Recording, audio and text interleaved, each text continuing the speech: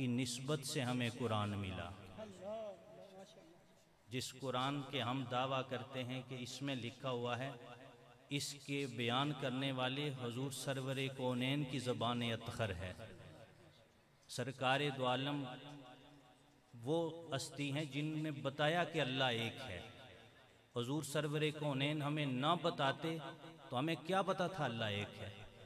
قرآن کا ہمیں کیسے پتا چلتا حضور کے بغیر؟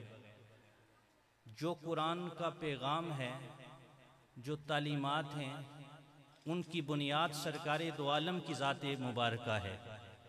اس لیے بس ایک ہی بات یاد رکھیں کہ حضور سرور کونین کے ساتھ نسبت رکھنے والے ہر چیز، ہر ذرے، ہر فرد کا احترام بندہ مومن کے ایمان کے لیے ضروری ہے۔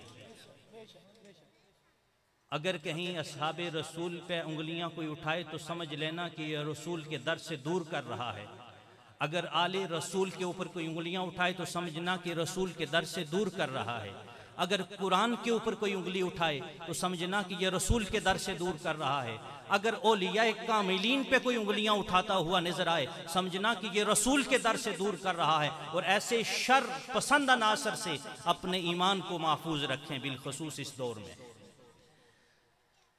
اس بات کو کہنے کے بعد میں نے جو آیت پڑھی ہے اس کا ایک مجھے یہ موضوع دیا گیا ہے، وقت اب نہیں ہے کہ میں اس موضوع پہ، لیکن اس کا خلاصہ عرض کروں گا۔ قیامت کا دن ہوگا، رب فرمائے گا وَامْتَازُوا الْيَوْمَ أَيُّهَا الْمُجْرِمُونَ، اے مجرموں آ جاؤ۔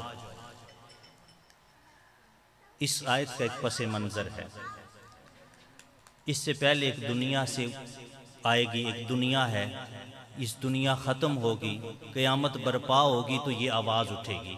یہ آواز اس قیامت کے محشر کے میدان میں مخلوق خدا کو کے سامنے یہ آواز آئے گی۔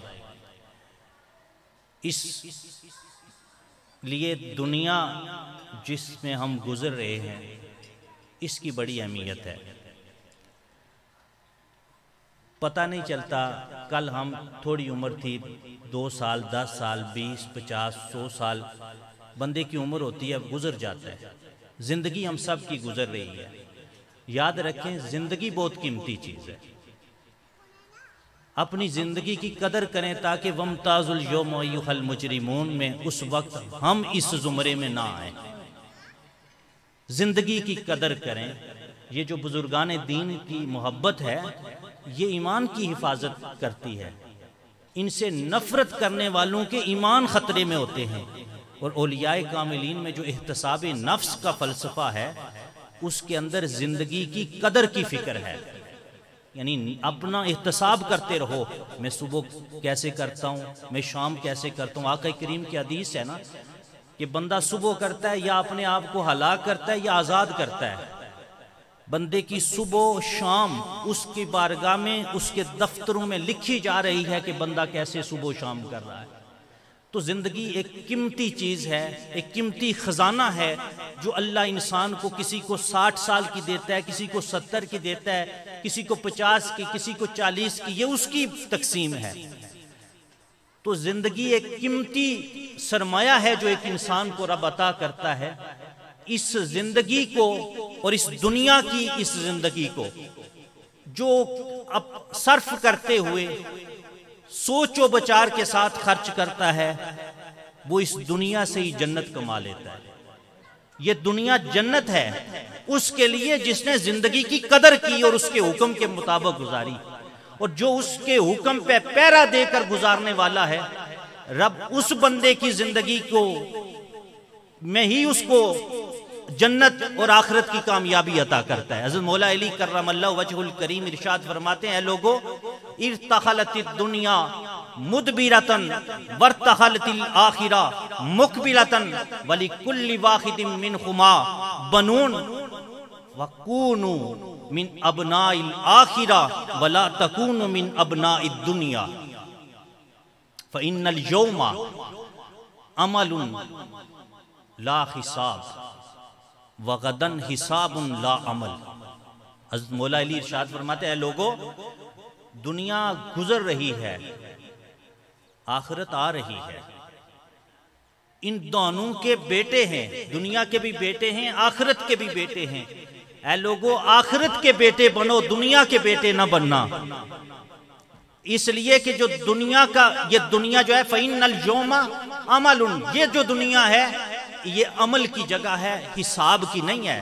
کل حساب ہوگا، عمل نہیں ہوگا۔ اور یہ جو موقع تمہیں اللہ نے دیا ہے، اس موقع میں اپنی زندگی میں نیکیاں جمع کرو، نفرتوں سے بچو۔ جہاں دیکھیں مسلمان کی جو یہ دنیا ہے نا، اس میں بہت سے حقوق ہیں، والدین کے حقوق ہیں، رشتہ داروں کے حقوق ہیں، اڑوس پڑوس کے حقوق ہیں۔ یہ ساری چیزیں آپ علماء سے سنتے بھی رہتے ہیں، لیکن ایک میں صرف بات کہتا ہوں جس میں ساری باتیں آ جاتی ہیں کہ مسلمان کو اس دنیا کی کامیابی کے لیے سب سے بڑی جو اسلام نے فکر عطا کی کہ مسلمان وہ ہے جو نیکی کی تلاش میں رہتا ہے۔ اور اس امت کے منصب بھی یہ ہے کنتم خیر امت اخرجت للناس تأمرون بالمعروف، یہ امت کا منصب بھی ہے کہ یہ نیکی کی دعوت بھی دیتی رہے۔ آج ہمارا حشر یہ ہے کہ اس امت کا جو منصب تھا اور جو مسلمان کی فکر اسلام نے دی تھی اس دنیا کی کامیابی کے لیے کہ وہ نیکی کی جستجو میں رہتا ہے، نیکی کی دعوت دینے میں اپنی زندگی میں مشغول رہتا ہے، آج ہم اس سے الٹ ہو گئے ہیں۔ ہم برائیوں کے لیے دست و بازو بن جاتے ہیں اور نیکیوں کے راستے میں رکاوٹیں کھڑے کرنے والے بن جاتے ہیں۔ کیا یہ ہم اس دنیا سے وہ سرمایہ جمع کر لیں گے کہ کل ہم حشر کے میدان میں کامیاب ہوں گے؟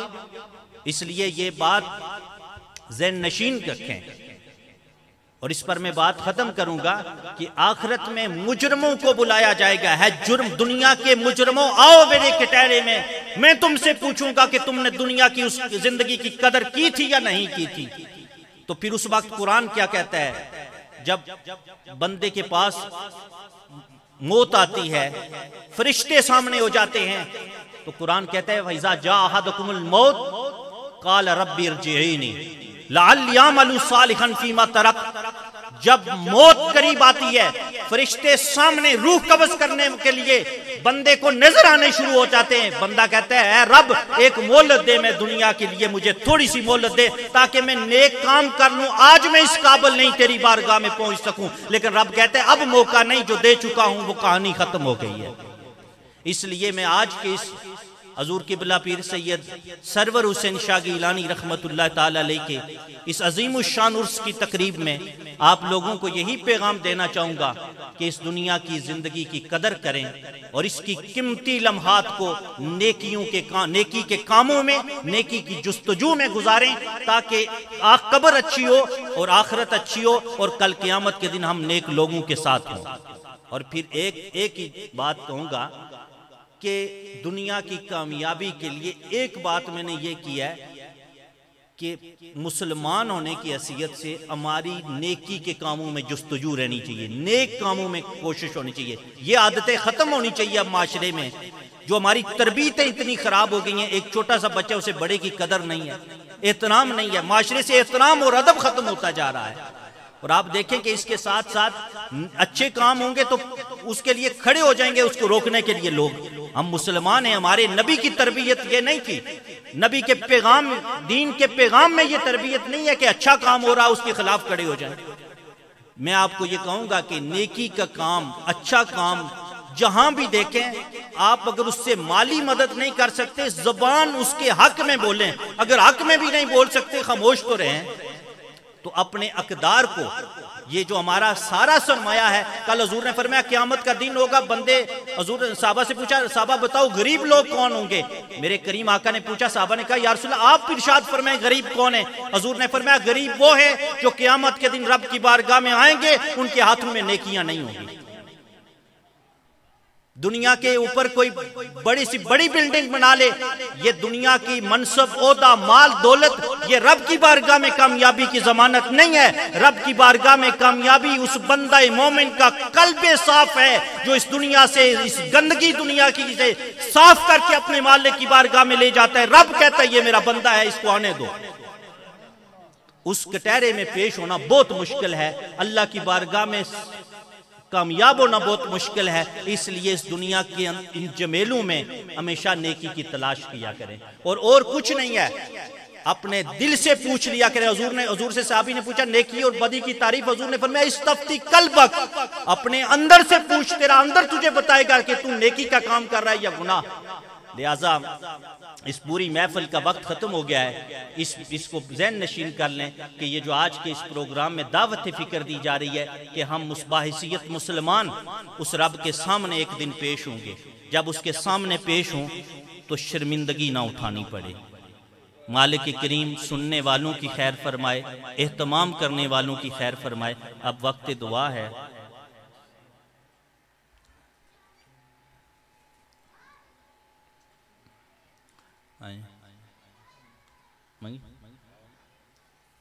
بسم اللہ الرحمن الرحیم، اللہم صلی علی سیدنا مولانا محمد وعلی آل سیدنا مولانا محمد وبارک وسلم۔ الہ العالمین، جو محفل سرکار دو عالم کی بارگاہ میں ہدیہ نعت پیش کیا گیا، تلاوت ہوئی، ذکر اذکار، یہ محفل تقریب اپنی بارگاہ میں قبول فرما، اور بالخصوص اس محفل کا ثواب حضور صاحب عرس پیر سید سرور حسین شاہ گیلانی رحمۃ اللہ تعالیٰ کی بارگاہ میں پیش کرتے ہیں، قبول فرما۔